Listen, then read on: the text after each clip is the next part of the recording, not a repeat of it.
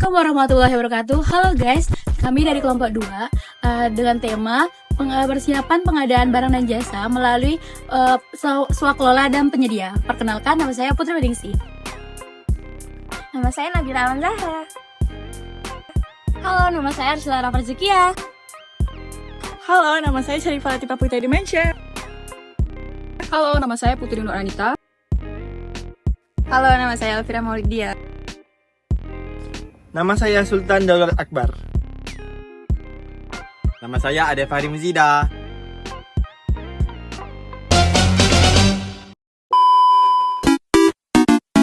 Persiapan PBJ melalui swakelola. Persiapan swakelola. Kegiatan persiapan swakelola ini meliputi 3. Yang pertama, penetapan sasaran oleh PA, pengguna anggaran atau kuasa pengguna anggaran. Yang kedua, penetapan penyelenggaraan swakelola. Dalam penetapan penyelenggaraan swakelola ini memiliki 4 tipe. Tipe yang pertama, tim persiapan dan tim pengawasan itu serta tim pelaksananya dilakukan oleh pengguna anggaran atau kuasa pengguna anggaran dan penanggung jawab anggaran. Tipe yang kedua, tim persiapan dan tim pengawasan itu dilakukan oleh pengguna anggaran dan kuasa pengguna anggaran, dan tim pelaksananya dilakukan oleh pimpinan kementerian, lembaga, dan perangkat daerah. Tipe yang ketiga ini tim persiapan dan tim pengawasannya dilakukan oleh pengguna anggaran dan kuasa pengguna anggaran beserta penanggung jawab anggaran. Tim pelaksananya itu penanggung jawab organisasi masyarakat. Di tipe keempat, tim persiapan, tim pengawasan, dan tim pelaksananya itu dilakukan oleh penanggung jawab kelompok masyarakat.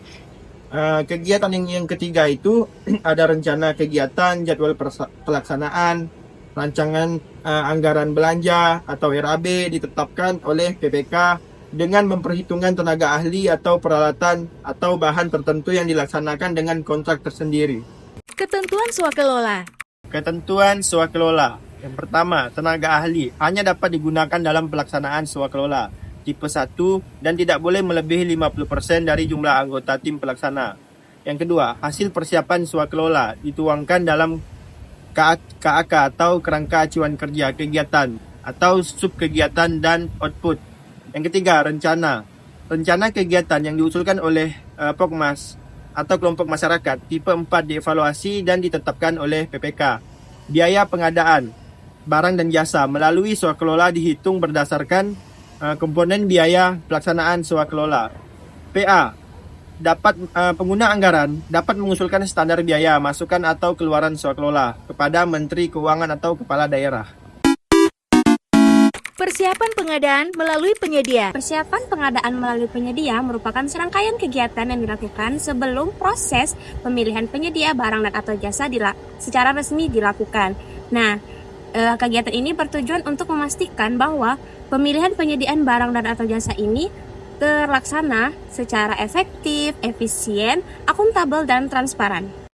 Nah, ada pula hal-hal yang harus dipertimbangkan sebelum menetapkan persiapan pengadaan, seperti daftar barang atau jasa dalam e-katalog, kemudian kriteria barang atau jasa untuk keadaan tertentu, lalu ada nilai paket pekerjaan atau dalam konteks persiapan pengadaan adalah total anggaran yang dialokasikan untuk seluruh kegiatan atau proyek tertentu. Nah, angka ini mencangkup semua yang diperkirakan akan dikeluarkan selama proses pelaksanaan proyek tersebut, seperti pembayaran tenaga kerja, kemudian pembelian bahan baku, dan biaya-biaya yang tak terduga lainnya. Kemudian, jenis barang atau jasa seperti barang, jasa konsultasi, jasa lainnya, dan pekerjaan konstruksi. Nah, spesifikasi barang dan atau jasa ini adalah deskripsi rinci dan terperinci yang mengenai karakteristik, kualitas, kuantitas, dan persyaratan lain yang harus dipenuhi oleh barang dan atau jasa yang akan dibeli atau digunakan dalam suatu proyek atau kegiatan. Nah, ini seperti resep yang sangat detail yang memastikan bahwa barang dan atau jasa yang diterima sesuai dengan kebutuhan dan harapan. Nah, spesifikasi barang dan atau jasa tersebut memiliki beberapa indikator nih.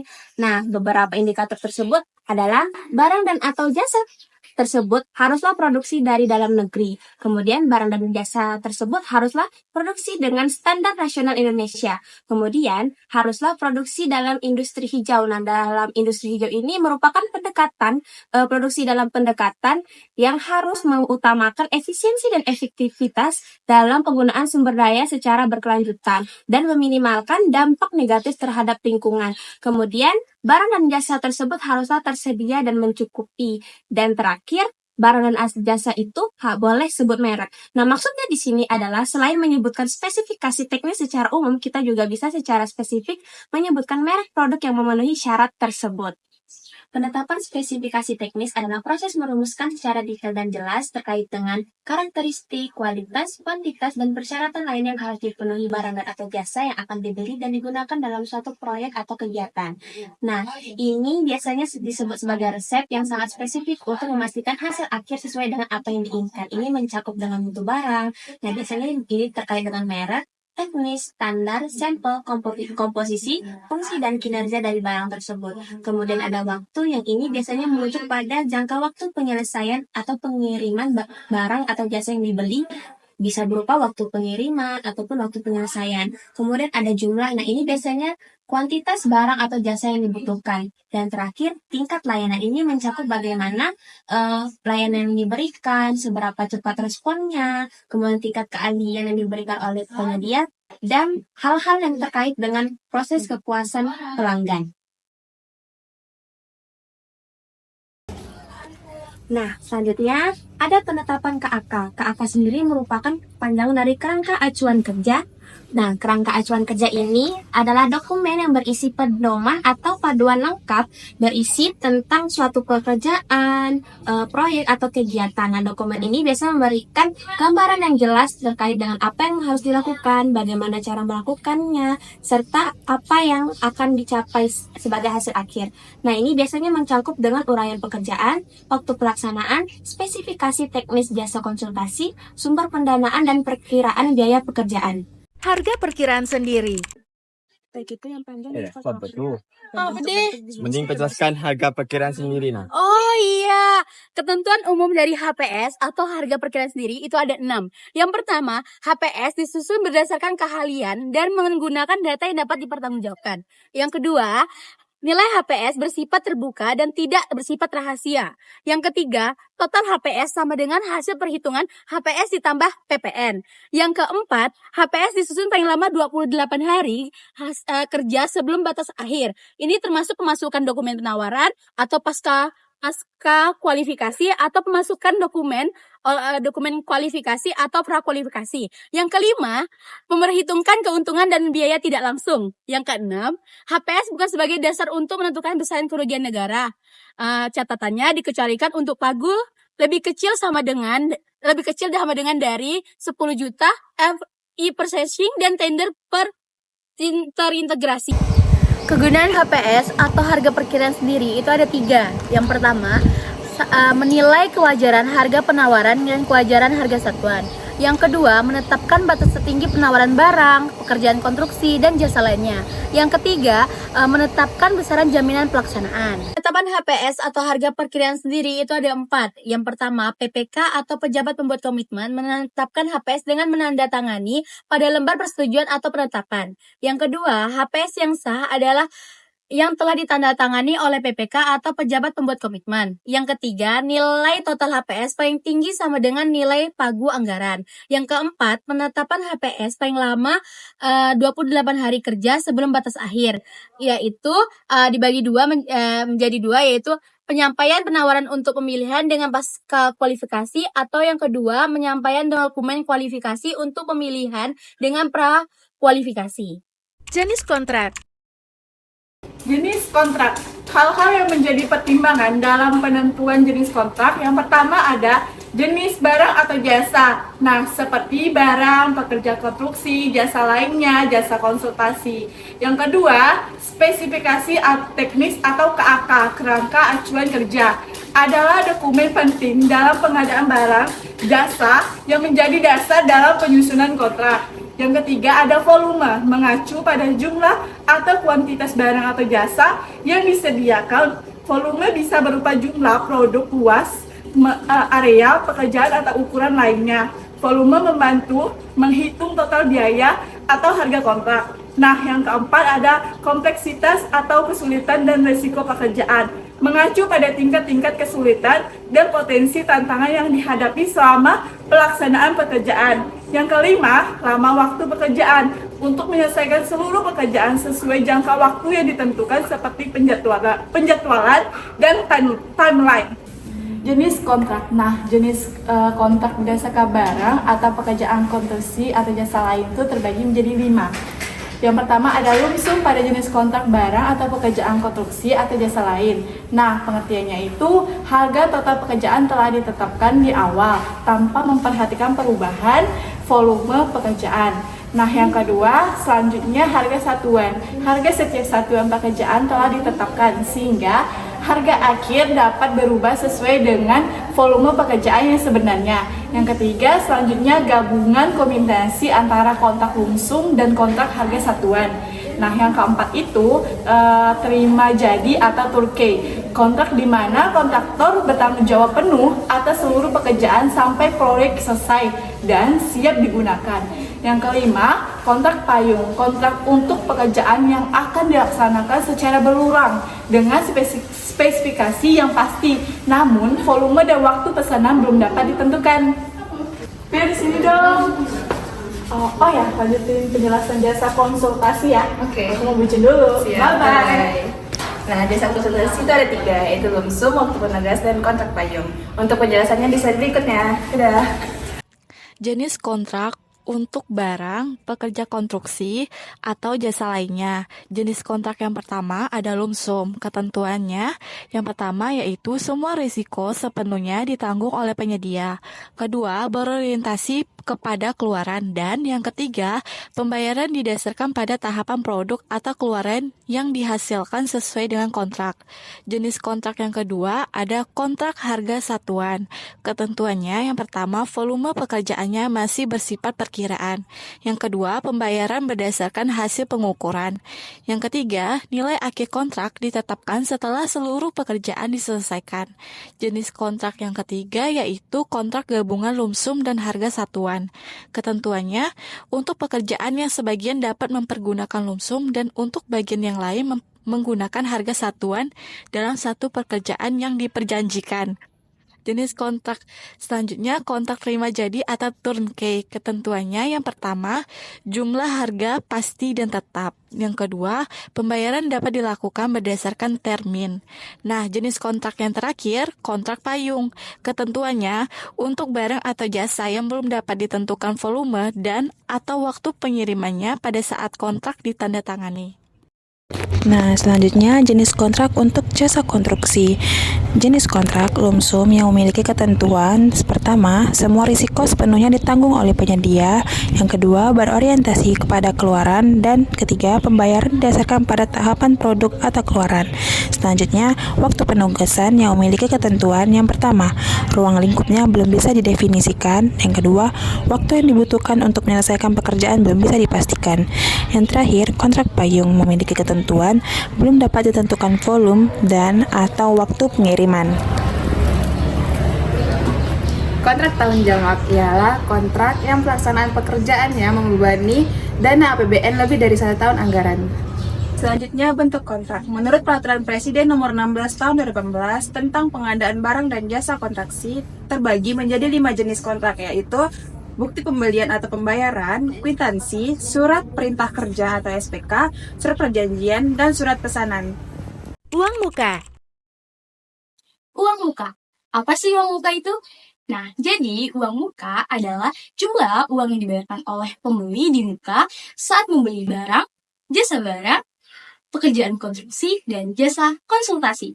Nah, uang muka ini dapat diberikan saat pelaksanaan persiapan pekerjaan, yang dimana maksimal 30% untuk usaha kecil, yang kedua, maksimal 20% untuk jasa konsultasi dan non-usaha kecil, lalu yang terakhir, kontrak tahunan maksimal 15%. Nah, selanjutnya, pemberian uang muka ini dapat diberikan dalam rancangan kontrak yang terdapat dalam dokumen pemilihan. Jenis jaminan. Kakak, kamu tahu nggak jenis jaminan PBJ?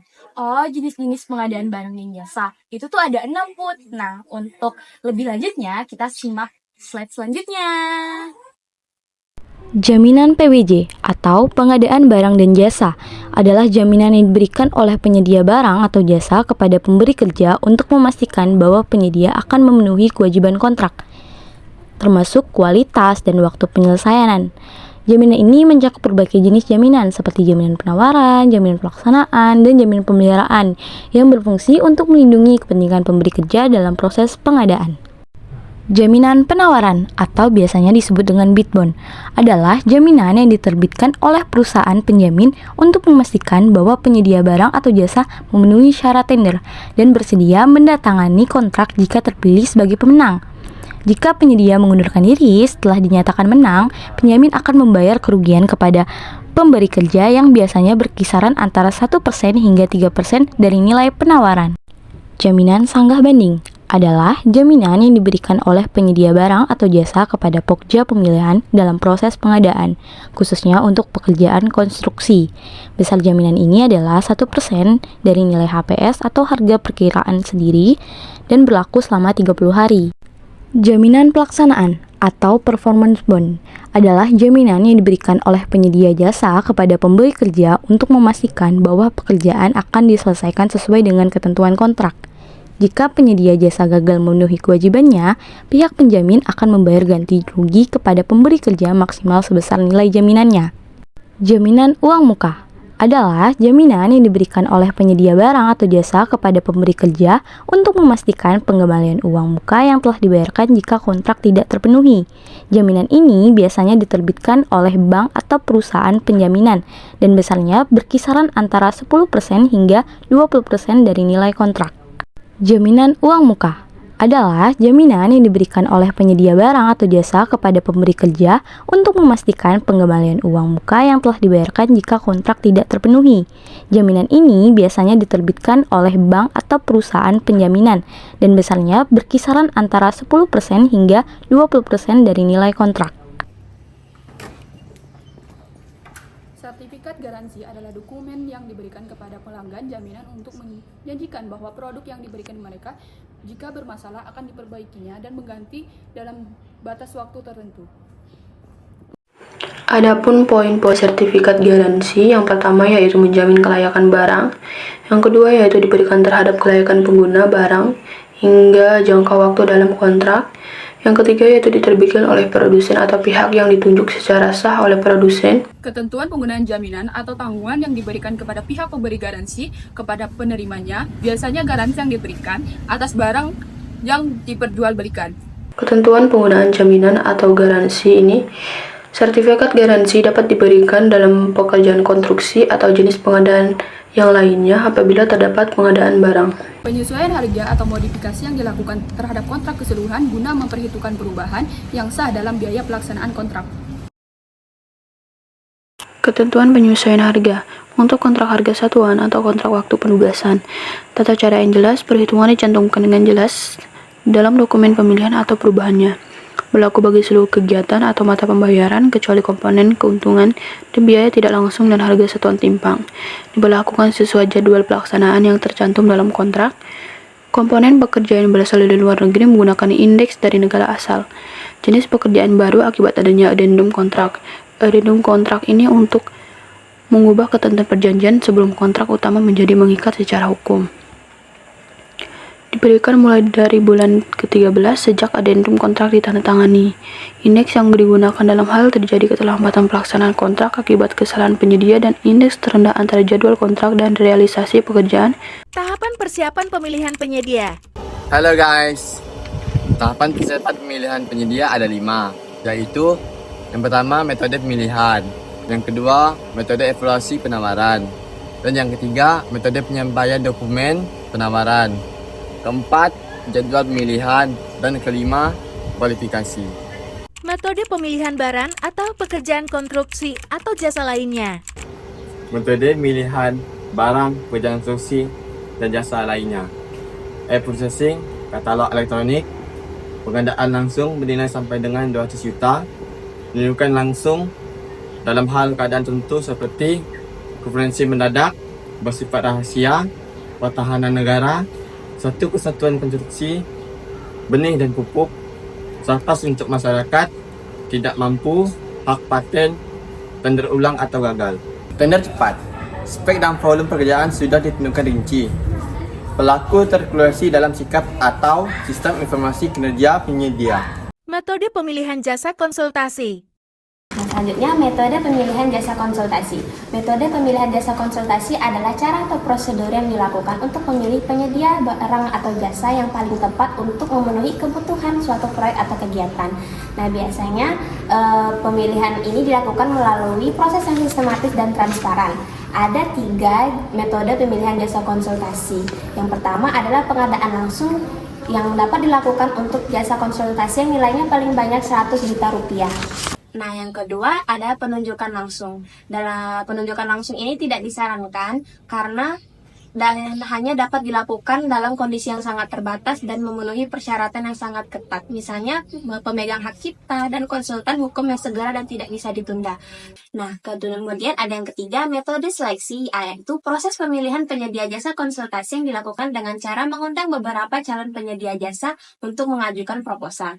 Proposal tersebut kemudian akan dievaluasi berdasarkan kriteria yang telah ditetapkan dalam dokumen pengadaan. Metode ini umumnya digunakan untuk pekerjaan jasa konsultasi dengan nilai kontrak di atas 100 juta rupiah. Metode evaluasi, penawaran penyediaan barang, pekerja konstruksi dan jasa lainnya. Yang pertama, sistem nilai. Memperhitungkan penilaian teknis dan harga. Yang kedua, penilaian BISW. Memperhitungkan faktor umur ekonomis, harga, biaya operasional, biaya pemeliharaan, dan nilai sisa dalam jangka waktu operasi tertentu. Yang ketiga, harga menjadi dasar penetapan pemenang di antara penawaran yang memenuhi persyaratan teknis. Metode evaluasi penawaran jasa konsultasi itu ada 4. Yang pertama, kualitas dan biaya. Di dalam kualitas dan biaya, ruang lingkup, jenis tenaga, ahli waktu penyelesaian pekerjaan dapat diuraikan dengan pasti dalam KAK atau kerangka acuan kerja. Yang kedua, kualitas. Ruang lingkup, jenis tenaga ahli, waktu penyelesaian tidak dapat diuraikan dengan pasti dalam KAK atau jasa konsultasi perorangan. 3. Pagu anggaran. Ruang lingkup sederhana dapat diuraikan dengan pasti dalam KAK atau kerangka acuan kerja. Dapat penawaran tidak boleh melebihi pagu anggaran. Yang keempat, biaya terendah. Standar atau rutin. Standar pelaksanaan yang sudah mapan. Metode penyampaian dokumen penawaran. Metode penyampaian dokumen penawaran yaitu ada 3 tahap. Yang pertama, satu file yang dimana barang atau pekerja konstruksi atau jasa lainnya yang menggunakan metode evaluasi harga terendah. Yang kedua, jasa konsultasi dengan metode pengadaan langsung dan penunjukan langsung. Yang selanjutnya adalah 2 file yang dimana barang atau pekerjaan konstruksi atau jasa lainnya yang memerlukan penilaian teknis terlebih dahulu. Selanjutnya yaitu adalah JK atau jasa konsultasi dengan metode seleksi. Yang selanjutnya adalah 2 tahap yang dimana satu file dan 2 file ini digabungkan, yang dimana yaitu barang atau pekerja konstruksi atau jasa lainnya yang memiliki beberapa indikator. Yang pertama adalah spesifikasi belum bisa ditentukan dengan pasti, berbagai alternatif teknologi, yang selanjutnya dimungkinkan perubahan spesifikasi, dan terakhir yaitu penyetaraan teknis. Selanjutnya, pengertian kualifikasi. Kualifikasi merupakan proses evaluasi kompetensi, kemampuan usaha, dan pemenuhan persyaratan sebagai penyedia barang atau jasa. Selanjutnya, metode kualifikasi. Metode kualifikasi ini terbagi menjadi 2. Yang pertama, prakualifikasi dan pasca kualifikasi. Yang pertama, prakualifikasi dilakukan sebelum pemasukan penawaran dan menghasilkan daftar calon penyedia. Sedangkan pasca kualifikasi merupakan hal yang dapat dilakukan bersamaan dengan pelaksanaan evaluasi penawaran dengan menggunakan metode sistem gugur. Selanjutnya dapat tabel pelaksanaan kualifikasi yang terbagi menjadi 2, yaitu prakualifikasi dan pasca kualifikasi. Untuk pemilihan tender, prakualifikasi dilakukan secara kompleks, yang dimana merujuk pada penggunaan barang atau alat yang digunakan dalam industri konstruksi dan jasa terkait secara menyeluruh atau mendetail. Sedangkan pasca kualifikasi non-kompleks, yaitu barang-barang dan peralatan tersebut digunakan oleh pekerja konstruksi dan penyedia jasa untuk tugas-tugas yang tidak memerlukan kompleksitas atau kerumitan tinggi. Ini bisa mencakup peralatan dasar dan rutin yang digunakan dalam kegiatan sehari-hari di lapangan konstruksi atau dalam jasa terkait lainnya. Selanjutnya, seleksi jasa konsultasi prakualifikasi dilakukan oleh badan usaha dan pasca kualifikasi yaitu secara perorangan. Nah, yang prakualifikasi ini melakukan penunjukan langsung terhadap barang, pekerja konstruksi, jasa lainnya, dan jasa konsultasi. Sedangkan pasca kualifikasi tidak melakukan penunjukan langsung.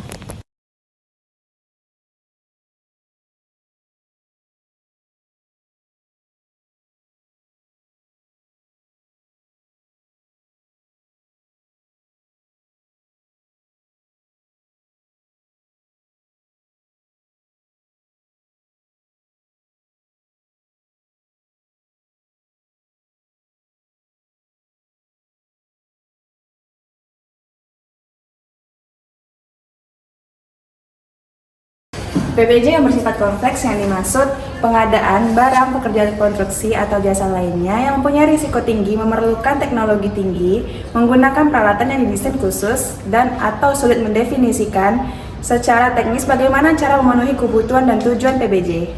Metode evaluasi kualifikasi. Nah, yang pertama ini pelaku usaha yang telah terkualifikasi dalam sikap, sistem informasi, kinerja penyedia. Tidak perlu pembuktian kualifikasi. Yang kedua, Pokja pemilihan dilarang menambah persyaratan kualifikasi yang diskriminatif dan tidak objektif. Selanjutnya yaitu jadwal pemilihan. Jadwal pemilihan untuk setiap tahap M-nya ditetapkan berdasarkan alokasi waktu yang cukup bagi Pokja pemilihan dan peserta pemilihan sesuai dengan kompleksitas pekerjaan. Artinya ditetapkan sesuai dengan tingkat kesulitan pekerjaan. Jadwal pemilihan. Jadwal pemilihan. Jadwal pemilihan untuk setiap tahapan yang ditetapkan berdasarkan alokasi waktu yang cukup bagi Pokja pemilihan dan peserta pemilihan sesuai dengan kompleksitas pekerjaan. Sekian yang dapat kami sampaikan. Mohon maaf apabila ada yang keliru. Semoga apa yang kami tampilkan dapat bermanfaat bagi teman-teman semuanya. Kami ucapkan terima kasih.